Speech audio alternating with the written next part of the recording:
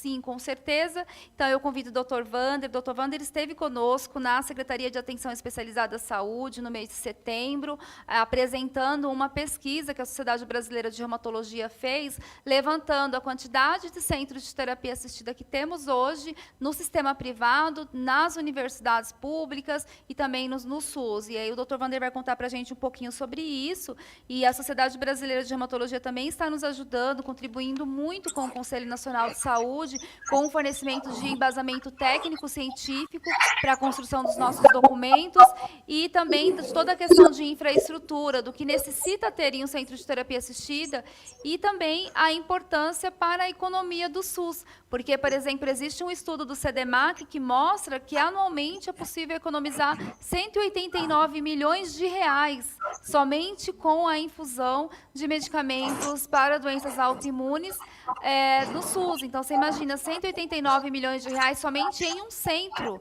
E se imagina se todo o Brasil estiver fazendo a infusão dos seus medicamentos imunobiológicos, a aplicação, existe a oportunidade de fazer otimização de dose. Otimização de dose você economiza, né? Porque um paciente maiorzinho usa 4 frascos e meio. Aí o menorzinho usa 2 frascos e meio. A gente vai abrir um frasco para cada um desses pacientes e jogar meio frasco fora? Essa é a dinâmica de uso da otimização de doses. Dr. Wander, seja bem-vindo. Muito obrigado por estar aqui conosco. Passo a palavra para o doutor. Bom, obrigado, Priscila. Boa tarde a todos. Cumprimento você, doutora Maria Luísa, doutor Salmo, que estão aí conosco participando desse fórum. Tá passando a minha tela, está aparecendo direitinho?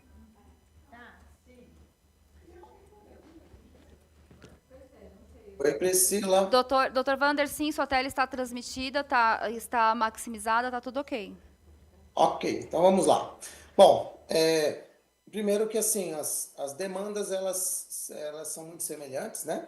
Mas eu vou tentar destacar aqui tudo que foi dito e acrescentar o que a reumatologia passa, né? Até porque nós somos a especialidade que tem o maior número de drogas imunobiológicas no SUS e já sofremos com essa questão há mais de 20 anos, né? Então, acho bastante produtiva essa parceria que vocês, Associação de Pacientes, estão levando adiante. Nós somos parceiros em todas as esferas, tá? Tentamos em outras oportunidades prosseguir esse caminho juntos, mas a gente esbarrou, né, nessa questão da liberdade e da possibilidade de chegarmos aos técnicos do Ministério para levar essa demanda. E como você bem pontuou, as portas se abriram dessa vez e parece que se abriram com pessoas que estão realmente dispostas a fazer esse cenário mudar, que nos preocupa bastante como está vindo até hoje, né? Bom, então, rapidamente, que foi já dito aqui, eu vou pontuar os pontos principais, né? Então, o Centro de Terapia Assistida no SUS, o foco dele, sim, são as doenças autoimunes de todas as áreas, reumatologia, gastro, dermato, neuro, oftalmo e outras que venham a surgir, porque novas drogas surgem o tempo todo, com novas indicações, mudando o cenário de vida e de perspectiva de muitas pessoas, que no passado recente não tinham como se tratar. Mas também as doenças genéticas, tá? Não só as autoimunes. Então, também já foi pontuado aqui. E doenças raras, só para pontuar bem claro, aparecem em todas as especialidades, tá? Não só no pessoal da genética. Eles com mais frequência, mas nós também da Reumato temos doenças raras que demandam por terapias muitas vezes únicas, tá? Bom, o que a gente sempre entendeu que é a grande falha, né? Desde o início, o imunobiológico, mesmo sendo uma droga de uso parenteral, de infusão acompanhada, infusão de longa duração, de rede de frio, foi inserido no componente especializado da ciência farmacêutica, ou seja, esqueceram de colocar a assistência junto. Apenas entregaram o medicamento na mão dos pacientes esse tempo todo, né? E delegaram para a indústria a criação de uma rede de infusão de aplicação que realmente foi uma aberração, tá? E eu espero que a gente consiga corrigir isso nos próximos anos. Então, outro dado que é importante a gente ressaltar, tá? Resumindo tudo que foi dito hoje, é que apesar de ter o protocolo, de a regra ser a mesma, né, o acesso nos estados e municípios não é o mesmo, por uma série de fatores, desde a capacitação de pessoas que atendem nas unidades de dispensação, tá? muitas vezes exigindo exames que não são pertinentes para aquele medicamento, fazendo o doente voltar várias vezes. Hoje eu tive que fazer isso, tá? Pedindo um exame que não é necessário, e aí o farmacêutico não atende esse paciente no balcão. Se o paciente não está orientado a exigir o farmacêutico, ele não vem. E aí uma série de coisas acontece pela falta da assistência desse farmacêutico, que já foi muito bem trabalhado por vocês aqui. Excelentes apresentações, tá? Um exemplo claro agora é a questão do PPD e quantiferon. Não tem quantiferon na rede SUS, pelo menos no meu estado, Mato Grosso, não. E o paciente é exigido apresentar. Difícil, tá? Em relação à dispensação, é outra coisa que a gente chama muita atenção, né? Essa dispensação de uma medicação como o rituximab, que já foi mencionado aqui, infusão de 4 horas, rede de frio, alto grau de chance de complicação durante a infusão. Entregar uma medicação dessa na mão do paciente é um absurdo, não dá para continuar assim, tá? Mas acontece. Existe a possibilidade do centro de referência, mas é o que nós estamos discutindo aqui, que é a criação dos mesmos, né? Outro ponto importante que a gente considera, e agora o Ministério vem participando disso conosco, mais uma vez a gente agradece a janela aberta, né? É que não há remuneração prevista para isso, tá? Então isso tem que ser corrigido e tem que criar um procedimento para que se possa começar a ter a possibilidade de contratualização e pactuação com prestadores e unidades próprias do SUS, né? Hoje, quem consegue fazer alguma pactuação utiliza o código de pulsoterapia 1 e 2, que está na tabela unificada, mas que é para metilprednisolona e ciclofosfamida, não tem nada a ver com o que a gente está falando aqui. No levantamento que a sociedade fez, eu fiz um resumo aqui rápido para a gente poder não tomar tempo de todos, mas a gente fez um cadastro voluntário dos associados da SBR, tá? Da Sociedade Brasileira de Reumatologia, e nós encontramos 65 centros por todo o Brasil, tá? Nos diversos estados, tem estado que não tem nenhum, alguns tem muitos, tá? Só contextualizando a realidade que a Priscila já pontuou. 51 desses centros fazem infusão de pacientes do SUS. Desses 65, apenas 11 tinham contrato com algum ente público, seja município, seja estado ou seja governo federal, através do hospital de ensino. E 8 desses 65 são hospitais de ensino. Ou seja, dos 11 que atendem SUS, que têm contrato com o SUS, 8 já são hospitais de ensino, que já é uma natureza clara deles, isso já foi mencionado aqui também pela colega da Santa Casa, tá? E 38 têm contrato com os programas de apoio. Ou seja, não bate os números, né? 38 mais 11, a gente já tem centro que não atende nem o programa e nem o SUS por contrato. Cobra do paciente. Ou seja, o doente pega toda a medicação no SUS, medicamento caro, e ele tem que ainda pagar para receber essa infusão, que é o cenário que a gente vive no Brasil, tá? Outro destaque é que em cada estado esse acesso é diferente, tá? Uma grande distorção de acesso, né? Às vezes a programação que o Estado faz não é adequada e falta determinado medicamento, até mesmo tendo no Ministério da Saúde, por uma questão de programação inadequada, o doente fica sem, né? Inclusive, atualmente, nós temos um problema aqui no estado, acho que é nacional ainda, do rituximab, né? Está em falta no nosso estado, era um problema de aquisição centralizada, que eu não sei se já foi adquirido ou não. O fato é que os pacientes estão sem a medicação, em atraso e sem previsão, nenhuma orientação para eles em relação a isso. E, obviamente, para se montar um centro de terapia assistida tem custo, né? Ele exige uma equipe aí que já foi mencionado pela doutora Maria, que não vou repetir, exige uma estrutura física adequada, exige um leito de emergência, existe uma rede de frio e uma unidade de conservação dessa custa caro. A gente cotou uma hoje, R$24 mil, uma unidade de conservação. Necessita as autorizações de funcionamento, tanto sanitárias como burocráticas. E o que a Sociedade Brasileira de Reumatologia propõe? Primeiro, inserção do procedimento na tabela unificada, que já foi mencionado aqui, com normas de habilitação desses centros, semelhante ao que já temos no rol da saúde suplementar, tá? Não é inventar a roda.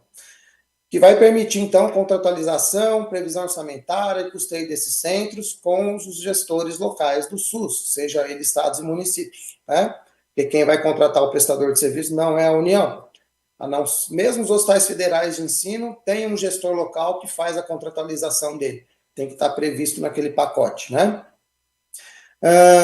A publicação de padrões técnicos mínimos para um centro de terapia assistida, para que tenha níveis, né, de complexidade e um mínimo de qualidade, de eficiência e de exigência para que esse centro funcione, para que ele realmente tenha condições de ofertar uma efetividade necessária nesses tratamentos, que permita o uso racional dos imunobiológicos, que já foi mencionado aqui, né? Então, com essa assistência integral na política de acesso, a gente vai ter efetividade, evitando desperdício, fazendo dose certa, armazenando da forma correta.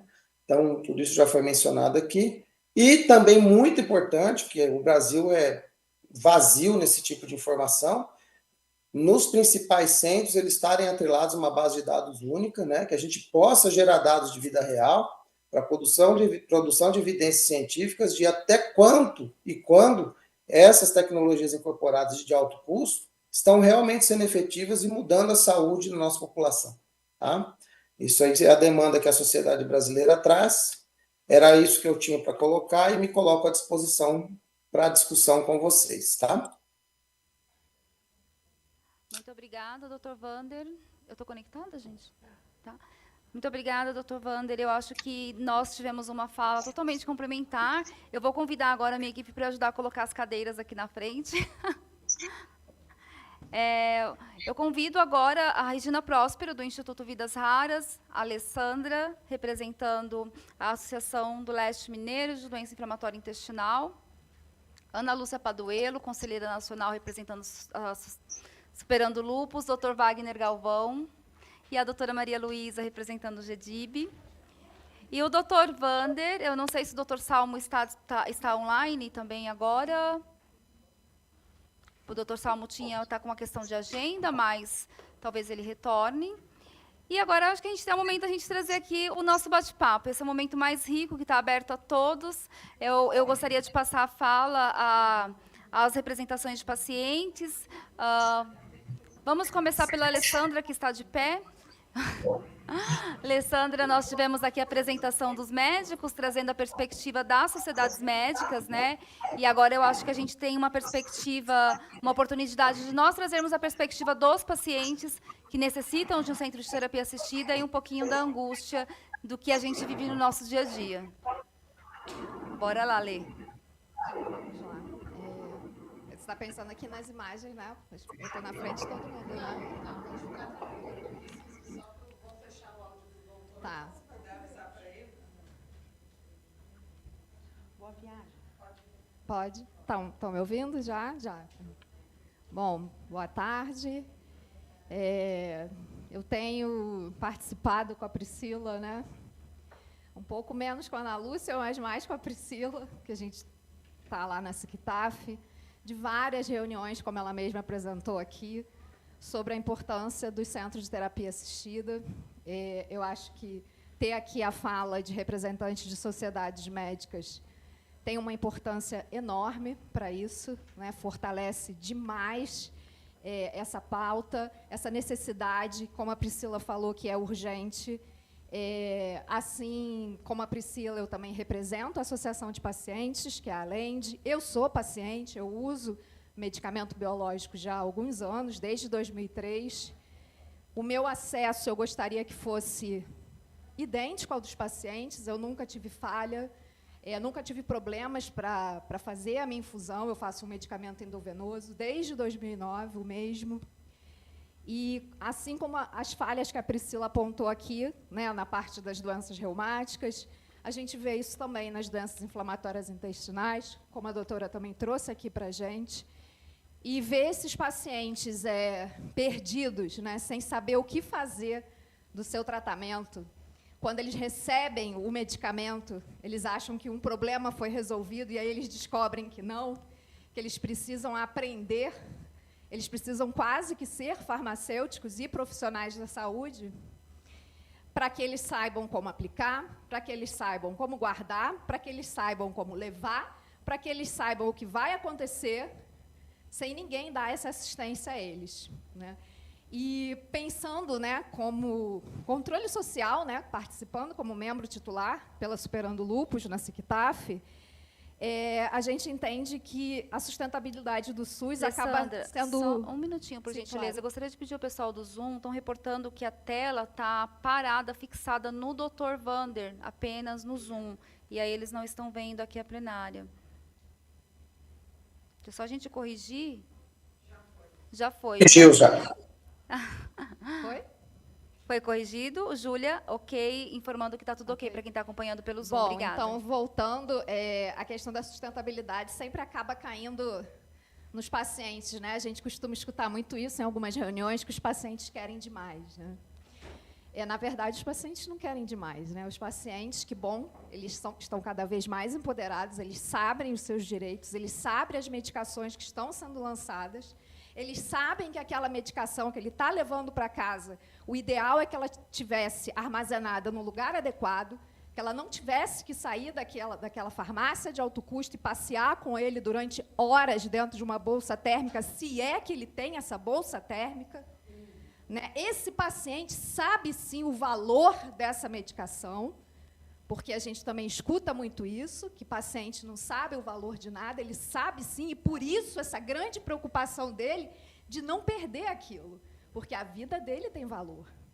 E ele sabe que o valor da vida dele está ali, instalado naquela medicação. E quando aquela medicação começa a não dar certo, a culpa é de quem? Do paciente, que não armazenou direito, do paciente que não aplicou direito, do paciente que não sabe onde ele vai infundir. Vai infundir aonde? Não tem clínica para ele fazer isso. Então, ele fica aí percorrendo dentro dos grupos. Hoje mesmo, eu vi pacientes perguntando onde ele ia infundir a medicação dele. É todo dia esse mesmo relato. Então, assim, não é possível que a gente ainda tenha que debater, discutir e provar a importância de um centro de terapia assistida para esses pacientes que necessitam do uso desses medicamentos. Se a gente quer dar qualidade de vida para esse paciente, se a gente quer realmente falar de cuidado integral, de uma assistência farmacêutica que olhe para quem ela está trabalhando lá na ponta, que é o paciente, se a gente também está falando da indústria, se a gente está falando de todos que estão envolvidos nessa cadeia de medicamento, a gente tem que lembrar que a gente está fazendo o medicamento e está entregando o medicamento para o paciente. E é ele que tem que estar sempre no centro de todas essas escolhas. As discussões de precificações estão sendo feitas em locais errados, em momentos errados. A gente tem visto muita coisa errada e a gente não quer mais discutir sobre isso. A gente quer saber quando que o paciente, de fato, vai ver o seu medicamento que foi incorporado chegando até ele, mas não na mão dele, numa clínica, onde ele sabe que ele vai ser assistido, onde ele sabe que ele vai conversar com alguém, o que acontece comigo quando eu faço lá na minha clínica particular, porque eu sou uma paciente que sou atendida por plano de saúde. Então, eu faço numa clínica, onde uma enfermeira me liga, quando eu chego lá, uma enfermeira me atende, onde eu fico sentadinha, bonitinha, conferem meu nome, perguntam se eu estou bem. Eu quero isso. Estou pedindo demais? Não. Estou pedindo que um medicamento desse valor e o que uma vida de muito mais valor merece receber dentro do nosso Sistema Único de Saúde. A próxima. Obrigada, Alessandra. A próxima, vamos passar a fala à Regina Próspero. Eu acho que a gente pode até falar sentado, para não ficar com problema da luz, né? Enfim. Eu falo que eu vou usar do meu quinto constitucional, vou ficar quieta. E sentada. Bom, a minha fala praticamente é a mesma de todos aqui, né? Mas eu não costumo fazer isso, mas hoje eu preferi fazer uma colinha. Por quê? Vamos falar do uso racional de medicamento. A gente precisa de mais PCDT, né? Porque sem PCDT, o médico também fica amarrado. Às vezes o médico ele nem quer mais prescrever determinado medicamento porque ele vê que o paciente não responde mais àquela terapia. Mas a família, por não ter outra opção, ela acaba forçando o médico a manter aquele tratamento porque não tem diretriz nenhuma que mostre para aquela família que o tempo daquela pessoa já foi. A gente teve muito disso com mucopolissacaridose, que é aquela doença que todo mundo falava, que jogava dinheiro pelo ralo. Não, a gente também tentava tirar, né, tirar aquilo que já não funcionava mais, mas não tinha diretriz, agora tem. Então, eu sei que para muitos, né, falar em PCDT, mas demora muito, talvez não funcione. Gente, se a gente não tiver uma diretriz, a gente não tem aonde se apoiar. Também, se não tiver um PCDT, a gente também não consegue fazer o bom uso do medicamento, porque não existe benefício de tratamento de determinadas doenças que precisam de uma equipe multidisciplinar, e ele não tem. Você pode dar um remédio de milhões para aquela pessoa. Se ele não for atendido adequadamente por uma equipe multidisciplinar, nós vamos estar jogando dinheiro pelo ralo, porque só o remédio não vai fazer milagre. E, infelizmente, a maior parte das famílias, elas têm consigo de que, uma vez a pessoa recebendo aquele tratamento medicamentoso, ele vai virar um super-homem. E ele não vai. Muitas vezes ele não vai virar o super-homem, nem que ele tiver a equipe multidisciplinar. E isso tem que ser consciente. Alguém tem que expor tudo isso. E só vai ser exposto tudo isso se essa pessoa estiver sendo acompanhada num lugar adequado, onde ali ela vai receber todas as informações pertinentes para o tratamento dela, assim como acontece com oncologia. Eu estou fazendo um tratamento oncológico, gente, eu vejo a diferença. Eu vejo a diferença do tratamento oncológico. Então, nós estamos falando de uma seara que há muitos anos já existem associações, já existe um grupo mais forte, né, porque vem de muitos anos, em relação ao grupo de doenças raras. Eu vejo isso. Quem dá as informações para o paciente em relação a armazenamento e transporte do seu tratamento é a associação de paciente. Quem dá a bolsinha para ele buscar e o gelox somos nós. E quem fala para eles não colocarem o compartimento de isopor dentro da geladeira e o compartimento fechado dentro da geladeira, porque vai estragar o remédio, somos nós. Entende? Então, assim, porque eles não têm outro lugar para se instruir. Não existe. Não existe. Tudo bem, nós estamos falando de um Brasil continental. O Brasil é um país continental. São 210 milhões de pessoas. Se eu for jogar as informações iguais para todos os estados, eu vou estar chovendo no molhado aqui na região sul e sudeste, e eu vou estar carente nas outras regiões.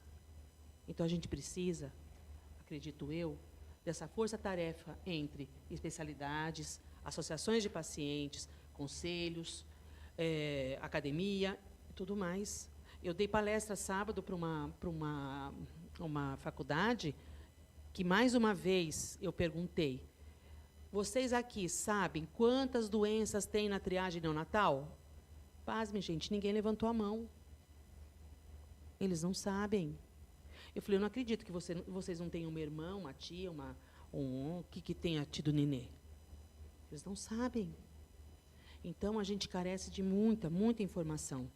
Outra coisa que nós precisamos também, mais locais credenciados para fazer as infusões ou as aplicações desses tratamentos junto ao SUS, e tirar esses pacientes do PS. São pacientes imunossuprimidos. E sabe aonde eles vão fazer o procedimento deles, que às vezes demora o dia inteiro, porque eles chegam lá de manhã e só vão ser colocados para fazer a terapia deles de reposição enzimática às 4 horas da tarde? No PS, aonde a porta de entrada tem tudo. Tem tudo. Várias mães ligam para nós e falam: Regina, não posso mais levar minha filha lá. Ela vai sair de lá pior do que ela entrou. Eu tenho que dar razão. Colocar à disposição do paciente todas as opções terapêuticas. Eu não vou incorporar medicamento tal, porque já existe medicamento tal. A gente sabe que tem muitos tratamentos que chega uma hora, o paciente não responde mais. Aí ele vai para uma dosagem muito acima do recomendado, incorrendo em risco de morte. Sendo que tem uma outra terapia que não está ali na linha de cuidados de incorporação, que pode fazer um tratamento mais adequado por um preço mais justo para o governo. Então, não são as associações que ficam fazendo pressão e levam dinheiro ao ralo. Não é. Porque a gente cansa de avisar que determinada coisa não vai dar certo e eles não escutam o que a gente fala. Tivemos agora recente falta de um medicamento, o Dudu ficou sem medicamento 2 meses. O remédio chegou em São Paulo. Ficou 15 dias aqui no centro de distribuição de Cumbica, parado, enquanto o país inteiro estava sem remédio. A hora que eu fiz o barulho, que daí eu cansei de ser boazinha, né? Porque chega uma hora na página 3 que a gente cansa. O medicamento apareceu meia hora depois que eu liguei no Ministério, a moça do posto de saúde me ligou. Regina, o medicamento chegou. Por que a gente tem que fazer isso? Por quê?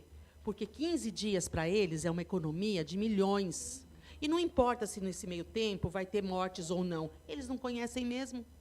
Eles não conhecem. Porque quem está dentro do Ministério da Saúde e conhece aquela doença e sabe o que aquele paciente vai passar, ele não faz isso com o paciente. Mas aquele que não conhece com aquilo que está lidando, ele é negligente. Muito.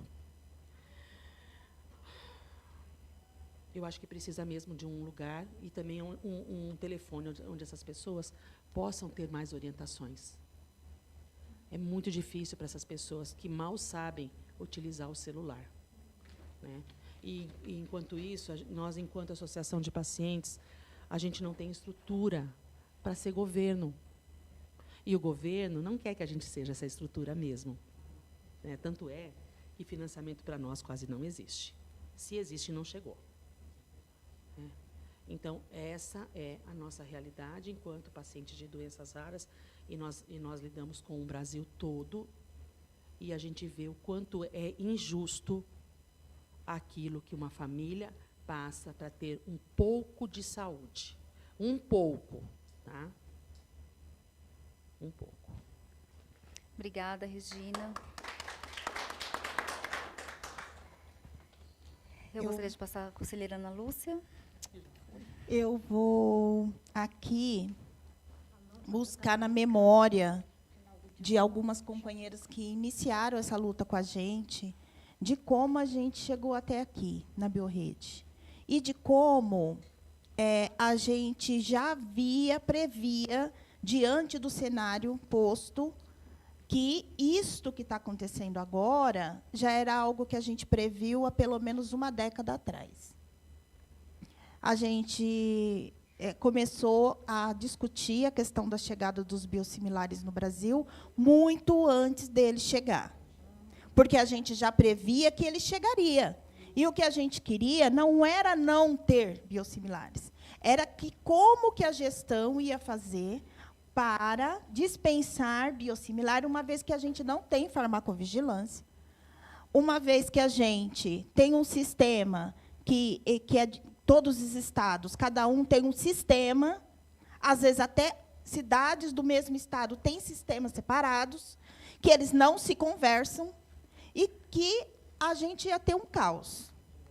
E isso foi se protelando, até porque o originador ainda estava sendo o único medicamento a ser dispensado, e também foi muito confortável para o Ministério, porque esse custo, esse ônus, a indústria assumiu.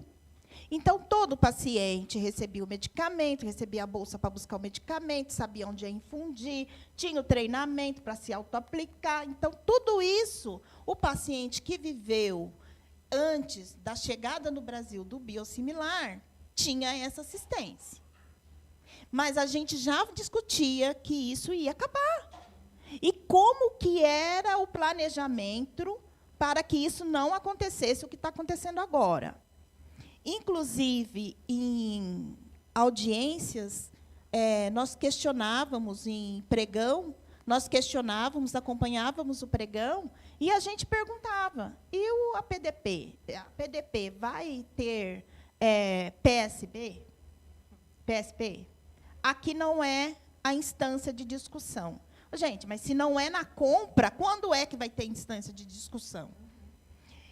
E, infelizmente, a gente se deparou com a situação que está. Desde 2018, nós levamos para o Conselho Nacional de Saúde a problemática dos biosimilares, dos medicamentos biológicos. E nós também fomentamos, já junto à Câmara dos Deputados, que a gente precisava ter um grupo de trabalho, porque a nossa solicitação era que fosse criada uma política para os medicamentos biotecnológicos no Brasil, que seria todas as diretrizes de uso, aos centros de infusão. Tudo isso estava nesse arcabouço dessa política, da criação desta política. Nós fizemos um grupo de trabalho, eu participei, a Priscila participou também desse grupo de trabalho. Foi um grupo de trabalho extenso, nós discutimos muito, mas não chegamos ao consenso que era a intercambiabilidade. Por quê? Porque nós acreditávamos que a intercambiabilidade ainda ia ser um outro problema, uma vez que nós não temos um sistema robusto, onde o paciente vai ter certeza que ele está recebendo o mesmo medicamento, ou mesmo que haja uma troca, que seria uma troca, mas o que a gente começou a ver era paciente recebendo na mesma caixa medicamento originador e medicamento biosimilar para ele infundir junto, e houve infusão de medicamento de duas marcas. E aí a gente achava que isso não era ainda amadurecido para o sistema. E, infelizmente, como não se chegou ao resultado definitivo a respeito da intercambiabilidade, esse resultado do GT ficou, não se tocou mais isso para frente. Mas nós chegamos num ponto limite, que, quando iniciou essa gestão, o diretor do DAF ele era secretário executivo adjunto do Conselho Nacional de Saúde, um farmacêutico de carreira, uma pessoa que entendia o que a gente estava propondo, porque ele acompanhou esses últimos 4, 5 anos de debate que a gente fez dentro do Conselho Nacional de Saúde. E aí virou prioridade para o Ministério para que a gente pudesse sentar, discutir e propor. E aí a gente teve uma coisa super legal, que a SBR se dispôs a sentar, a conversar, a contribuir e a trazer toda a sua experiência de centros de infusão. Eles têm dados, eles mostraram com dados de como vai ser econômico para o Ministério montar centros de infusão, economizando mais de 169 milhões, dá para pagar o custo do centro de infusão e ainda sobra dinheiro para montar mais um. Então, assim, o que eu entendo é que faltou muita vontade política, muito desinteresse e, talvez, um pouco de compromisso com a indústria que ganha a concorrência, sabe? Porque ela não sabia quanto que... Não, ela sabia, porque ela conhecia o mercado, ela sabia. Só que ela praticamente nos enlouqueceu na entidade, a Juliana, que está aí, a Priscila, que ficava mais também, porque nós tínhamos que atender esses pacientes, chorar com esses pacientes, ligar e ameaçar. Fomos muito agredidas, ofendidas, entendíamos que ele era um ponto de desespero desse usuário, desse paciente, e muitas vezes a gente tinha que pegar a informação, filtrar a informação, usar uma outra linguagem simples para que esse paciente conseguisse alcançar essa informação, né? Porque não é dando 0800 para o paciente ligar, que era o que estava na bula, que o paciente ia conseguir ser atendido, até porque era um robô que estava lá respondendo para esse paciente. Então, eu acredito que nós chegamos num ponto de convergência. O interesse do usuário, o interesse das associações de pacientes, que é o mesmo, porque, na verdade, nós representamos um grupo de usuários.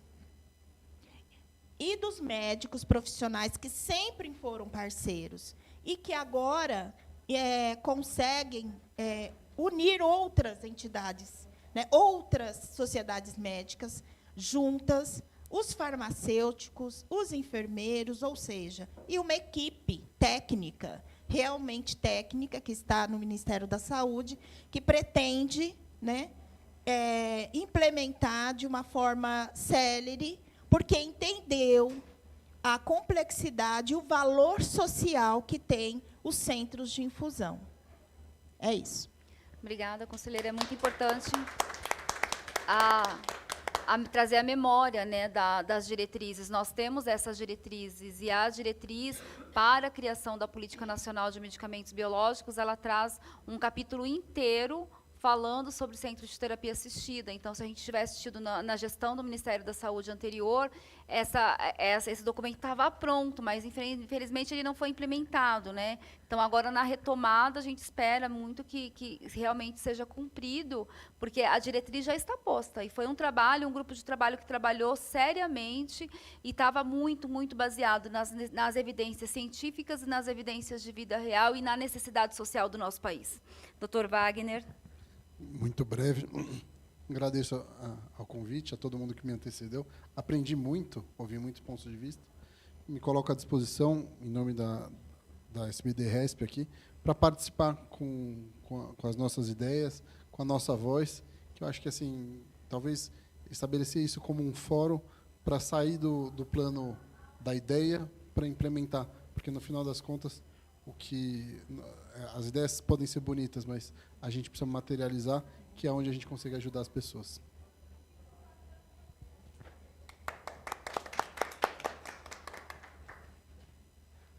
Posso? Pode, doutora. Bom, eu acho que tudo já foi muito bem falado, muito bem exposto. Eu só queria novamente agradecer aí em nome do GDIB e me colocar à disposição, e também todo o grupo aí do GDIB para o que for necessário. E o que a gente puder ajudar, eu acho que, como o colega aqui falou, juntos, acho que a gente consegue fazer a voz ser ouvida mais facilmente do que cada um separado. Então é isso. Muito obrigada pelo convite. Obrigada, doutora Maria. Nós temos aqui a palavra ao Dr. Vander Luiz, que nos acompanha virtualmente. Bom, agradecer a vocês e colocar o seguinte. Esse caminho ele é difícil mesmo, né? A gestão pública brasileira ela é bastante burocrática. Para você criar essa normativa no SUS e ela se transformar uma realidade dentro de cada município e estado, isso é moroso, tá?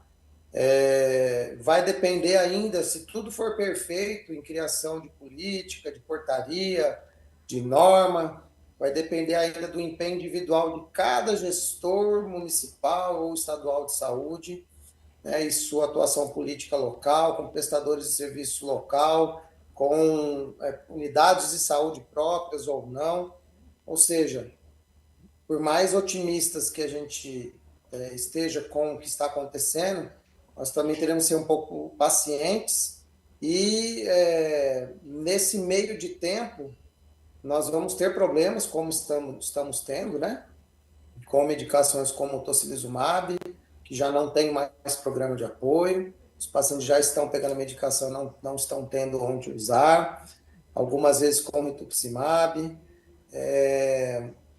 Ou seja, se novos biosimilares entrarem de novo, nós não somos contra. Se eles entrarem com a característica infusional, ou até mesmo subcutânea, sem um programa de apoio adequado, né, até para autoaplicação, né, para onde os pacientes tenham para onde recorrer. Hoje mesmo, a enfermeira aqui, enquanto nós estamos aqui, recebi mensagem da enfermeira do centro, o paciente está grávida de 8 semanas, usa Cínsia, quer saber se pode ou não pode usar a medicação.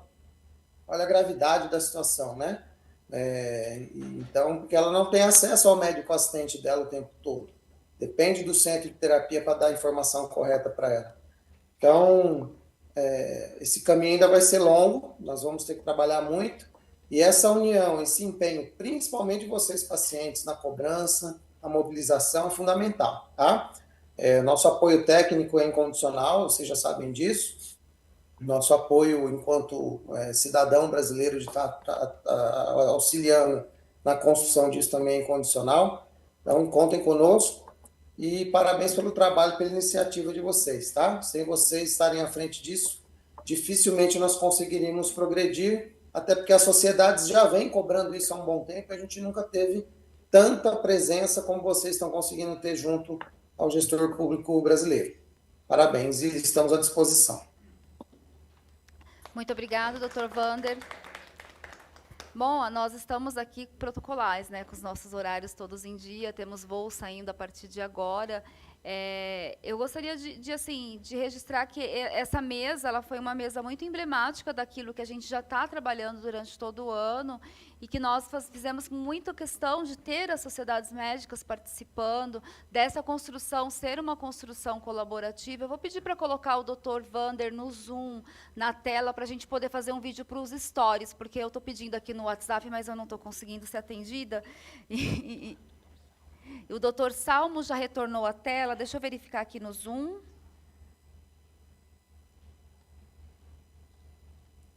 Eu acho que o doutor Salmo não voltou, Rê, não pôde voltar ainda.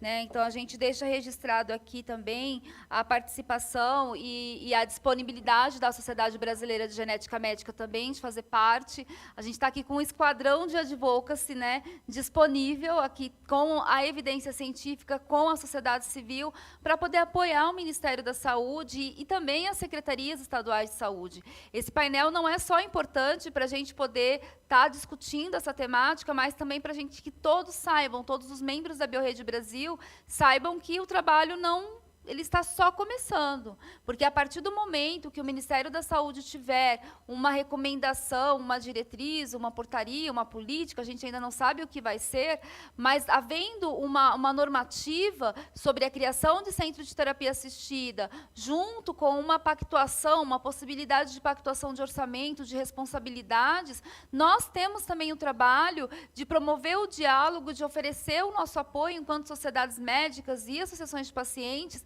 também as secretarias estaduais, porque a gente sabe que hoje, o Dr. Vander, conforme apresentou, são poucas as unidades exclusivamente SUS que tem centro de terapia assistida. Então, assim, os estados vão precisar também de apoio, de colaboração técnica para implementar nos estados os centros de terapia assistida. E, assim, a nossa visão de território é que isso não tem só que estar nas capitais. A gente precisa que estejam nas regionais de saúde, porque os pacientes terminam tendo trânsito. Eu me recordo muito de uma criança que ela morava em Santarém, e o primeiro centro de terapia assistida que tinha para aquela criança era em Belém. E eu, na minha inocência geográfica, falei com a mãe toda feliz, retornando a ligação, olha, localizamos uma unidade que pode fazer a infusão da sua filha.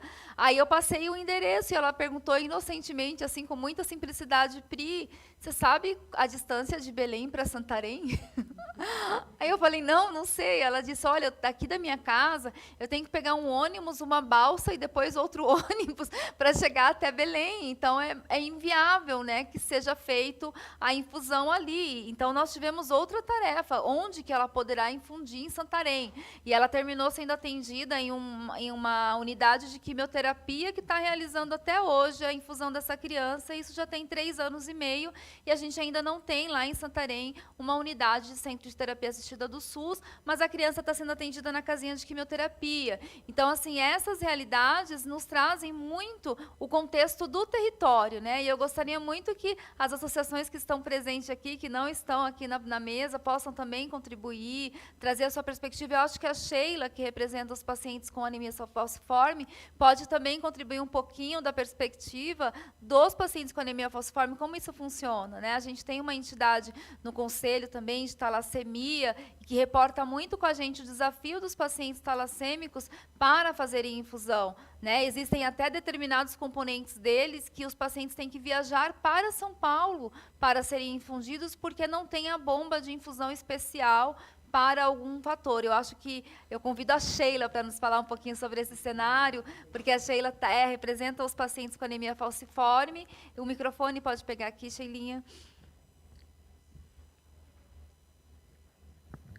Muito obrigada pela oportunidade. E realmente é isso. Tudo que foi colocado, esse cenário, é o que nós vivemos, né, a nossa luta dia a dia. E uma coisa muito interessante que o doutor colocou é a nossa briga dentro do Conselho Estadual. Essa questão da CROSS. A fila, né, o fluxo, ele realmente não funciona. Nós temos pacientes que estão 2, 3 anos com o diagnóstico na mão e não tem encaminhamento.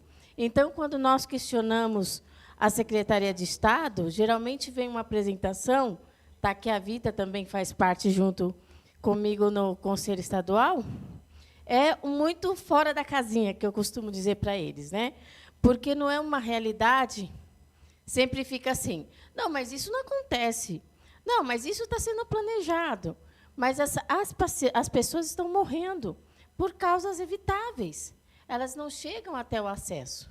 Nós tivemos problema com a bomba de infusão, hoje foi trocado pelo o Desferal, trocado por comprimidos, mas nem todos os pacientes tiveram ali a adesão a isso.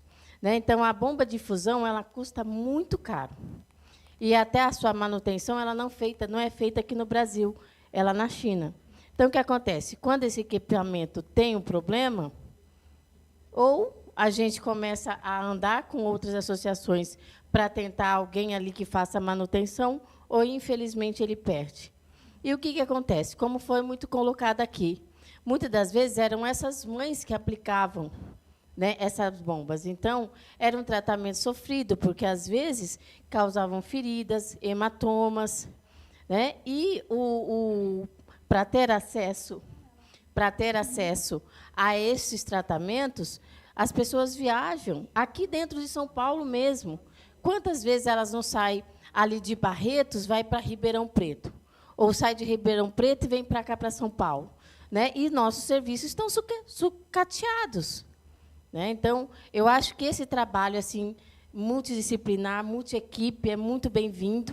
Muito obrigada, Priscila, pelo convite, porque nós temos, sim, que unificar as nossas falas, né, que o problema é de todos. O que eu sempre costumo dizer, o que muda é o nome das nossas patologias, mas as dificuldades de acesso, a questão do luto nas patologias, cada vez maiores. Hoje nós temos crianças, perdemos crianças esperando acesso. Nós estamos na discussão do momento, a transição. Né? Nós temos ali o hospital pediátrico, algumas patologias várias hoje, né? Saem no teste do pezinho, aí ela vai para o hospital de referência, pediátrico. Só que, quando ela faz 14, 15 anos, ela não pode mais ficar no hospital pediátrico, tem que ir para um hospital de adulto. E aí, o que acontece? Ela volta para a unidade básica. Essa é a nossa briga dentro da Secretaria de Estado. Ela volta para a unidade básica. Voltando para a unidade básica, ela espera mais 1 ou 2 anos. E ali se perde.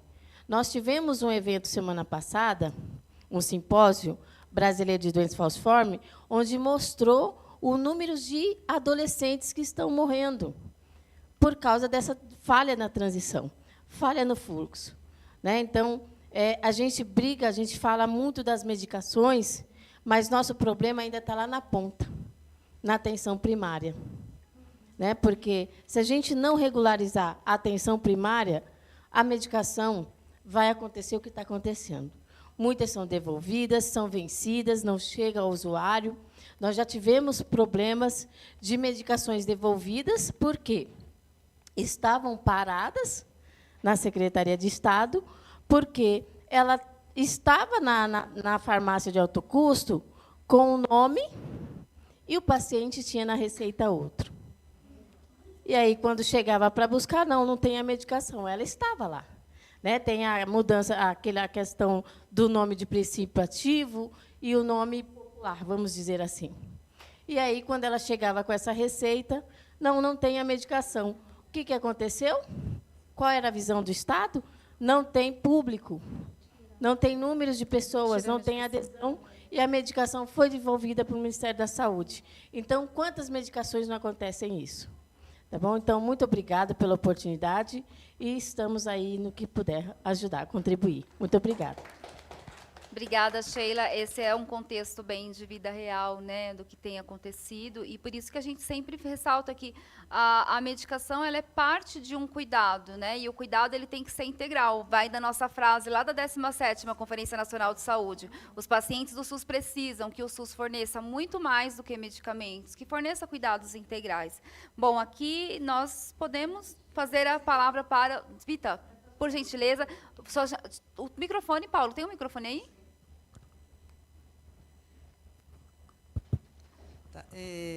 Então, boa tarde, né, a todos e a todas. Eu sou a Vita Guiar, representante Superando Lúpus lá na CIASP, e também sou da doença de Huntington. Me chamou um pouquinho a atenção na fala do doutor, na explanação dele, do doutor Vander, né, quando ele coloca as doenças autoimunes, né, e coloca as doenças neurológicas, né, e a doença de Huntington é uma doença neurológica, genética e autoimune. Aí eu pergunto o seguinte: os medicamentos biosimilares, né, ou biológicos, né, se ele tem alguma experiência em tratar a doença de Huntington, se tem alguma experiência nesse sentido? Se alguém também possa responder. Uma outra questão também, quando nós chegamos nós tivemos assim, uma grande pesquisa, né, sobre um medicamento chamado Tominersen para a doença de Huntington. Ele estava quase no final, e uma das questões era a questão do centro de infusão, porque era intratecal. Como fazer a infusão em todo o Brasil para essa doença? Infelizmente, a pesquisa, que não era brasileira, era para fora, no último, já estava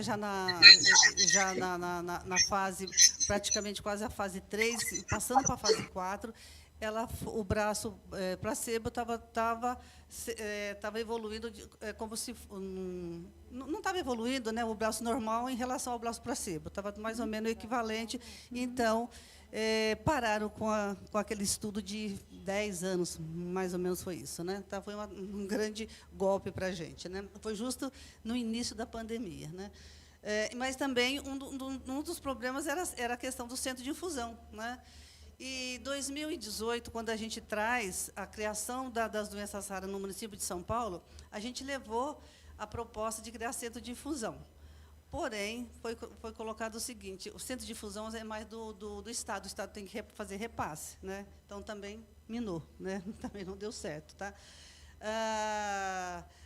A gente agora, já faz um tempo, a gente criou aqui na Câmara Municipal, né, uma rubrica para a questão das doenças raras, e a gente está com um problema sério, porque a gestão está com dificuldade, que a gente faz um grande movimento dentro da Câmara, né, que agora nós estamos finalizando o orçamento, para colocar valores nessa rubrica. Tá?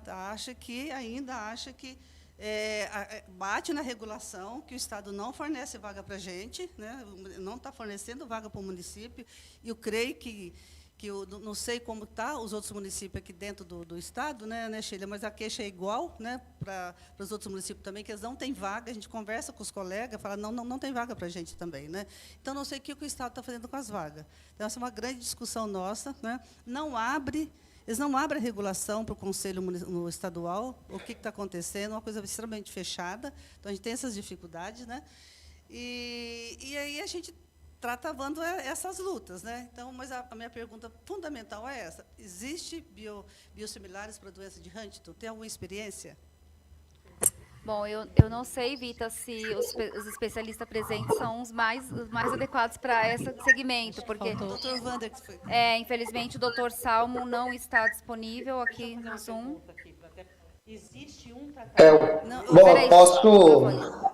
Até onde eu sei, não tem, mas não um imunobiológico, né? Só medicamento sintomático. Eu ia perguntar, porque tem um medicamento para Huntington para entrar no mercado, não tem? A gente tem agora o Austedo, né, ele é alto custo, só está sendo recebido por judicialização, não tem nada a ver com biosimilar. Então, mas só existe um biosimilar se existe um original. Se não existe um original, não vai ter um biosimilar. Tá, é verdade, desculpa. Então, é o biológico. Você tentar a pergunta no biológico, tá? Então, mas esse que tem agora, ele não é biotecnológico? Não é. Ele não é biológico. Não, pelo que eu vi, é comprimido, é oral. Tá. Então, Tá? Rita, enquanto É que assim, o o que tem que ficar claro, o Centro de Terapia Assistida, no contexto que nós estamos trabalhando em parceria com vocês, é para que ele atenda a qualquer paciente que necessite uma terapia assistida, seja ela subcutânea, endovenosa, que geralmente inclui medicamentos que são termoláveis, ou seja, que não dá para o cara armazenar em casa, ou que tem alguma complexidade de aplicação, ou que tem um risco muito grande na sua aplicação, principalmente em relação a evento adverso ou risco de infecções ou algo do gênero, né? Então, o Centro de Terapia Assistida que nós estamos trabalhando é de amplo acesso, ele é multidisciplinar. Vai servir para qualquer tipo de medicação que seja de uso parenteral. E, de repente, da medicação, dependendo do que for do futuro, até algumas drogas orais terem essa dispensação monitorada. Tá? Como já acontece na oncologia com algumas drogas orais. Tá? Muito obrigada, doutor Wander, pela explicação. Eu gostaria só de trazer aqui alguns comentários do Zoom. Eu estou de cabeça baixa, gente, mas eu estou aqui coordenando o Zoom, por isso que a Solane, da policondrite, ela traz um destaque importante, que os medicamentos imunobiológicos, eles são prescritos quando outros medicamentos, os protocolos clínicos, não surtiram efeitos desejados, né? Então, ela ressalta que a gente está falando de pacientes em situações críticas, que necessitam não somente do medicamento, mas das necessárias condições de uso, né, adequadas. Eu acho que isso é o que a gente tem feito. Por exemplo, a defesa da criação do centro de terapia assistida também não é só voltada para os medicamentos imunobiológicos, mas a gente tem outros medicamentos, por exemplo, para o tratamento da anemia, de diversas etiologias, existem medicamentos infusionais. Inclusive, recentemente, na Conitec foi incorporado medicamentos para anemia ferropriva, que uma das discussões que a gente teve no comitê foi: como a gente vai ofertar isso ao paciente? Onde eles vão? Porque, assim, você trata a anemia na atenção básica no posto de saúde.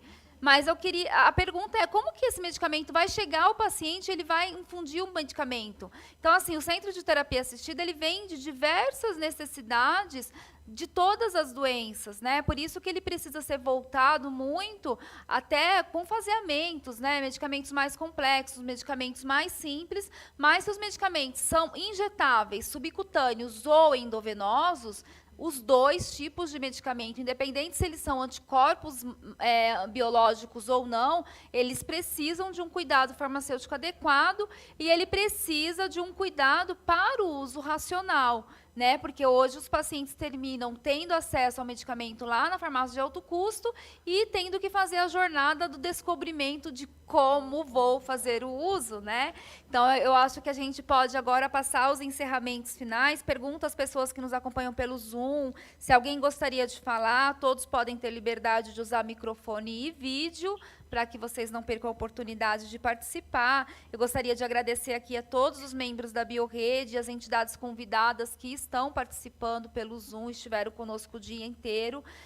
Também a equipe do Zoom, que foi contratada pela primeira vez pela BioRede Brasil. Agradecemos também pela qualidade do serviço prestado, a qualidade do Zoom foi excelente.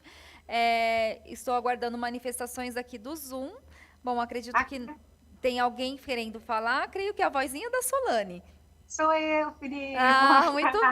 Muito bem, querida. Vou pedir para colocar o rostinho da Solane na tela, por gentileza. Solane, por gentileza, você pode falar quem você é, a entidade que representa, tá? Porque nem todos te conhecem. Muito obrigada, Priscila. Muito obrigada a todos. Eu me chamo Solane Carvalho, eu presido Solane, só um minutinho, que ainda estão colocando você na tela. Aqui a gente faz ao vivo, que nem lá no Faustão. Tá bom.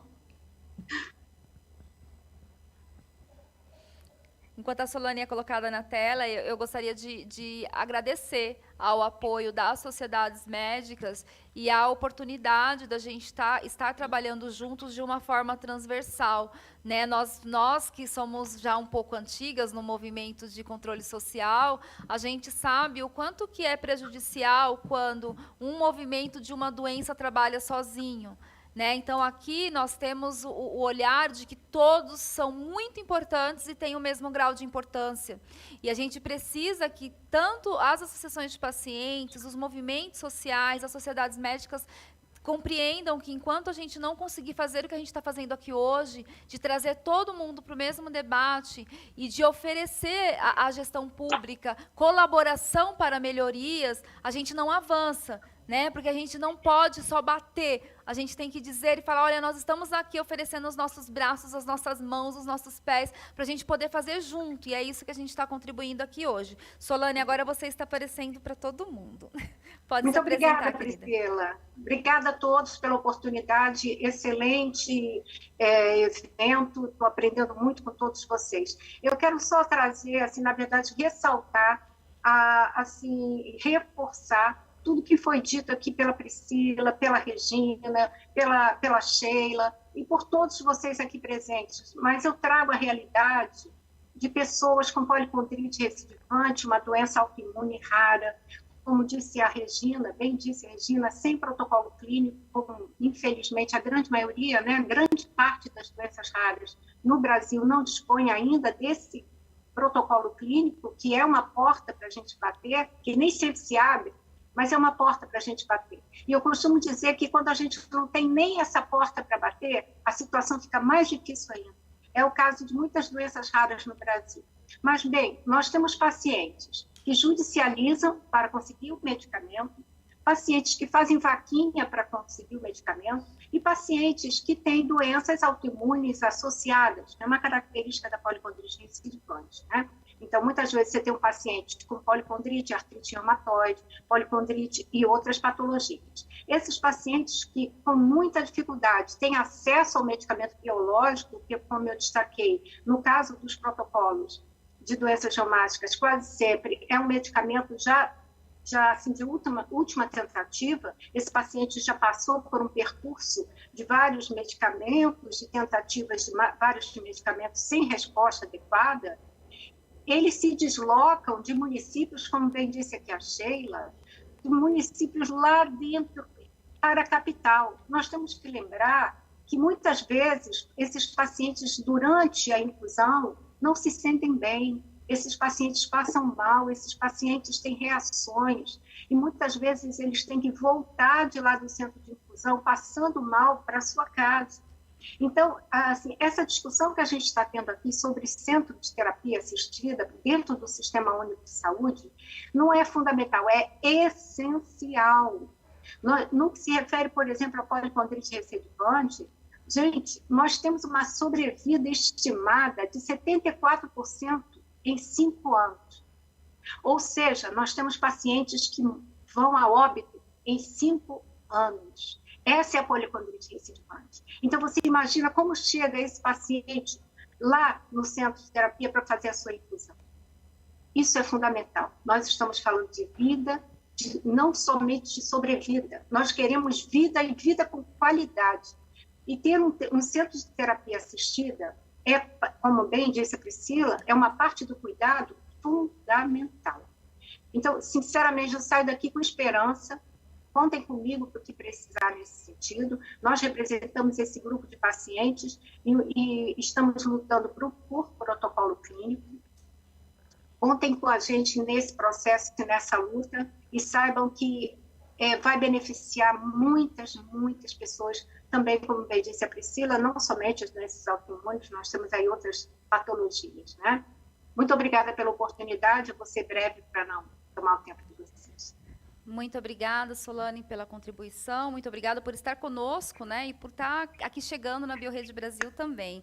Eu gostaria de convidar agora para falar outro convidado do Zoom, Natan Monsores. Ele representa a Coordenação Geral de Doenças Raras do Ministério da Saúde. Natan está acompanhando a gente durante todo o dia. Natan, seja bem-vindo. A tela já está no Natan? Sim, já está. Natan já está conosco, oficialmente. Não, obrigado, Priscila. Boa tarde. Vocês me escutam bem? Só para a gente confirmar que, sim, enfim, nesse mundo virtual às vezes falha. Então, queria cumprimentar aqui Wander, né? Tô vendo a querida Regina aí também no grupo. Né? A gente está aqui acompanhando, né, o evento, acompanhando o debate, né, fazendo aqui uma escuta qualificada, né, para tentar, né, apoiar, né, a sociedade civil nesse movimento, apoiar os especialistas na construção dessa estrutura, né, que não é nova, que é a questão dos serviços aí para aplicação de imunobiológicos. A gente está chamando aqui de Centro de Terapia Avançada, mas tem uma coincidência de siglas aí para o SUS que a gente vai precisar resolver depois, né? Centro de testagem para HIV/AIDS, enfim. Mas depois a gente chega no nome. Mas a gente está muito atento, né, às demandas aqui de vocês, né, e coletando as informações necessárias, né, buscando, né, o apoio de vocês com as experiências. Já estamos nos debruçando enquanto Ministério da Saúde, né, e ressalto aqui o papel da doutora Suzana Ribeiro também, que é minha diretora, né, nessas ações. Ela tem colocado para a gente a necessidade né, de avançarmos com essa pauta. Então, a gente está aqui à disposição, já vamos, né, a gente vai se encontrar com o Vander, né, lá em Alagoas também, acho que você vai estar lá no Congresso, né, onde a gente vai aprofundar um pouquinho esse debate com os profissionais da Reumato, da Imuno também, tá? Então, é só para registrar mesmo a nossa presença e queria chamar a atenção por uma coisa, né, a Coordenação Geral de Doenças Raras, ela está dentro da Secretaria de Atenção Especializada à Saúde, que cuida da parte assistencial, né, da organização dos serviços. A parte de assistência farmacêutica, ela está em uma outra secretaria, que é a secretaria, né, a SecTix, né? Né? No geral, assim, as pessoas se referem como Secretaria de Ciência e Tecnologia do Ministério da Saúde. Mas, enfim, tem o Departamento de Assistência Farmacêutica que está lá, mas, né, nesse nosso movimento aqui de escuta qualificada, a gente pega essas notícias aqui sobre falta de medicamentos, né? Regina recentemente entrou em contato com a gente, né? As colegas têm trazido as dificuldades também nas terapias infusionais, e a gente tem estabelecido um diálogo com os colegas, com as áreas técnicas dentro do Ministério, né, no sentido de auxiliar na resolução dessas questões, tá? Eu, enfim, coloquei meu e-mail, né, aqui no chat, se Priscila quiser depois ela divulga, que é o e-mail da nossa coordenação, e aí queria ressaltar, né, que a gente está à disposição para ouvir, para acolher e ser parceiros de vocês nesse processo de estruturação, né, desses centros de terapia infusional. A gente já está aí com a delegação do secretário Elvésio nesse sentido, estamos trabalhando internamente para já, né, termos uma portaria de habilitação, os códigos criados de forma adequada, a rastreabilidade de parte desses medicamentos e pacientes do SUS, tá? Então, não falta esforço, né, por parte da nossa gestão, da gestão né, da ministra Nízia, do secretário Elvésio, de doutora Suzana, né, no sentido de acolher e tentar resolver com vocês, né, essas necessidades. Então, agradeço aí, Priscila, pela deferência e me permitir falar. Natan, tudo bem? Está me escutando? Tudo bom. Tá.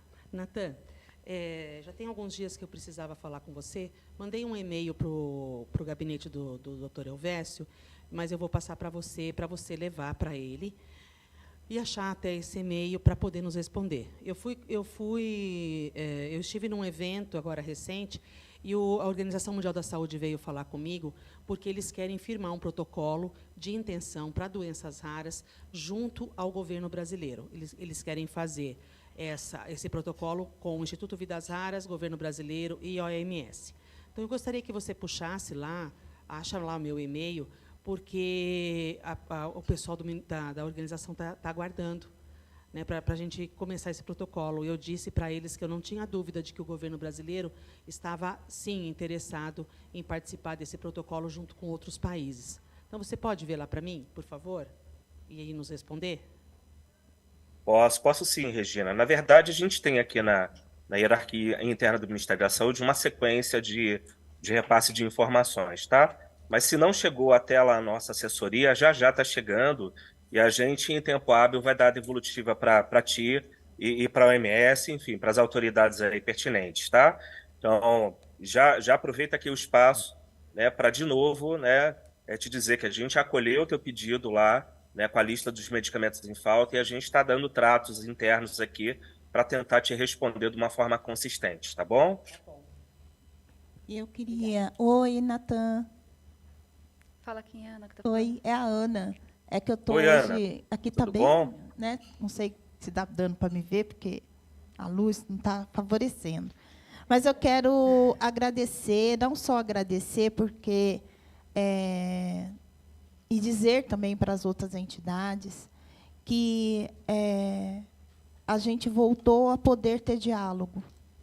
Não que a gente vai sentar, vai ter esse diálogo e que todos os problemas serão resolvidos, mas, pelo menos, eles serão ouvidos, e, quando a gente for levar o problema, a gente também leve uma proposta de solução, porque é muito difícil, a gente já saiu desse nível de ficar só reclamando.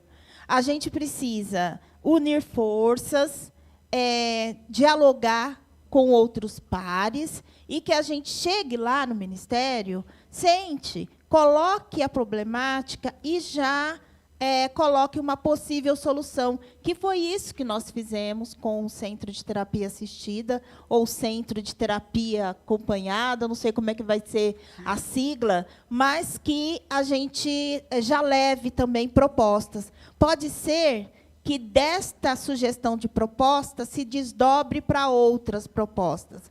Mas, assim como o Natan disse, o e-mail dele a gente vai encaminhar, mas no site do Ministério da Saúde você também tem todas as secretarias e o e-mail do secretário, o e-mail do secretário adjunto, e você tem total liberdade nisso, e a gente está retomando a saudade, né, Regina?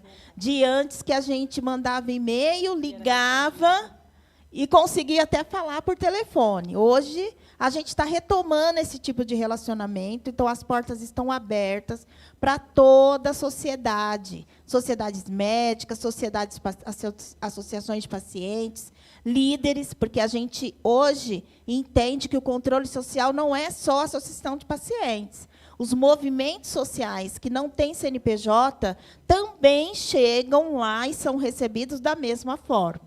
Então, assim, só agradecendo mesmo, porque a gente está vivenciando algo que a gente perdeu há 6 anos atrás. Obrigada. E verdadeiramente foi emocionante poder voltar a ligar no Ministério e alguém falar de verdade com a gente. Tipo, isso está acontecendo, né? Realmente, a participação social voltou a ser considerada.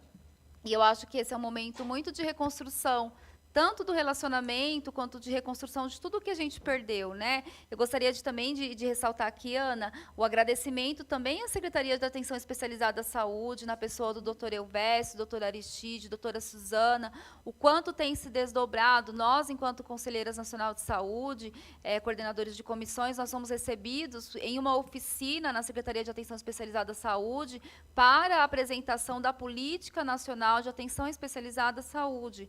Então, a política nacional, ela traz um olhar muito apurado às necessidades dos usuários nos territórios, a necessidade de especialista, a necessidade de cirurgias, de tratamento de condições de saúde totalmente tratáveis, que vinham matando as pessoas em situações de falta de equidade de acesso. Então, a gente está em um momento de reconstrução muito importante, em que nós assim temos muito orgulho de poder viver esse momento. É um momento muito importante e a gente tem muito respeito, Natan, por todos vocês técnicos que estão ingressando nessa gestão e que a gente sabe que em todas as secretarias a gente tem técnicos bastante engajados com os usuários, olhando as necessidades mesmo daquilo que precisa nos territórios. Eu gostaria de reafirmar o nosso agradecimento a todas as secretarias do Ministério da Saúde, em especial também a ministra Nízia Trindade, que sempre tem nos atendido, e que não somente a nós que estamos no Conselho Nacional de Saúde, mas a todos do controle social.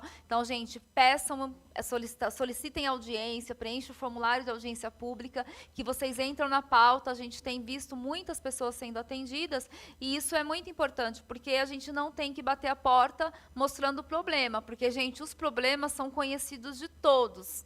Nós precisamos apontar caminhos, melhorias, sabe? Trazer mesmo a propositura de que a gente está trabalhando junto.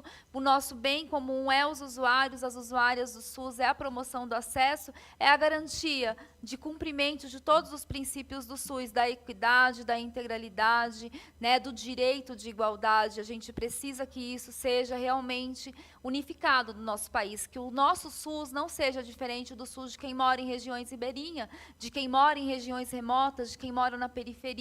O SUS ele tem que ser único para todo o país. Então, eu gostaria de reiterar os agradecimentos e passar aqui à mesa as palavras de encerramento, né? Eu gostaria só que a doutora Maria, o doutor Wagner e o doutor Vander, que a nossa parte, enquanto associação, a gente já encerrou os nossos pronunciamentos, os voos começam a acontecer daqui a alguns minutos.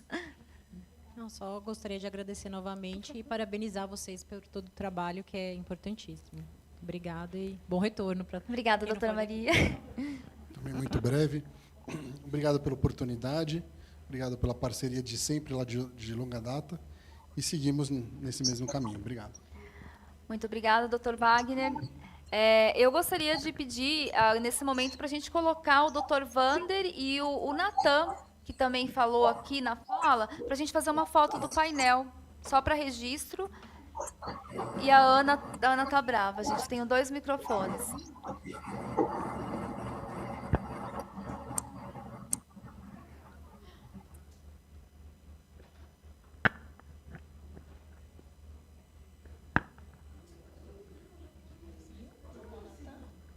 Não sei, gente, eu não estou olhando para trás. Ainda não. Existe um tempo, gente. Aqui é ao vivo, só para a gente arrumar a tela. Doutor Wander, a gente está bem triste que você não está conosco presencial. Bom, eu tenho que trabalhar, né? É difícil sair sempre, mas vamos lá. Só para descontrair. Tá perdoado. Só dessa vez.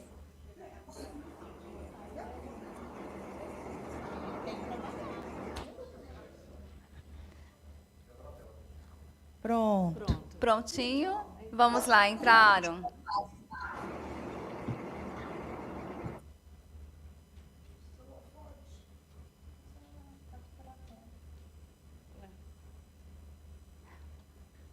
Pronto, Paulo? Pronto? A gente já está com a bochecha doendo de rir. Gente, super obrigada. Encerramos hoje. A Ana Lúcia vai estar agora. Sim.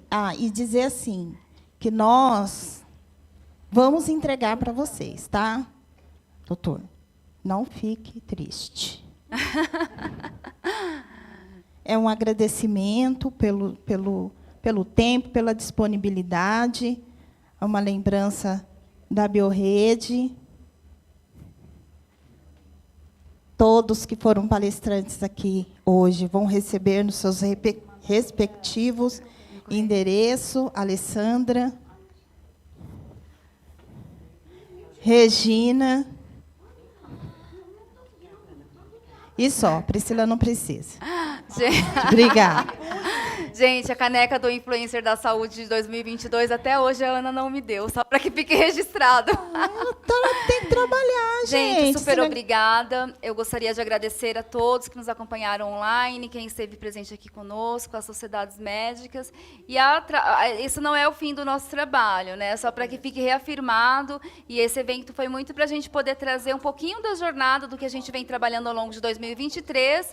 Essa é a continuação de um trabalho que a gente agora vai seguir de uma forma mais robusta, né? A gente teve agora a chegada do GEDIB, Sociedade Brasileira de Dermatologia, e também a Sociedade Brasileira de Genética Médica. É muito importante que estejamos juntos para somar aquele trabalho que a gente iniciou ali inicialmente com o apoio da Sociedade Brasileira de Reumatologia, porque a gente vai poder voltar aqui o ano que vem e falar: nós temos centro de terapia assistida em X quantidades no Brasil. Nós cremos muito nisso e a gente seguiremos lutando para que isso seja efetivado no SUS. Muito obrigada, nós podemos encerrar a transmissão do Zoom. Dr. Wander, gostaria de registrar alguma palavra? Desculpa. Não, que isso, só agradecer e vamos em frente, tá? Excelente evento.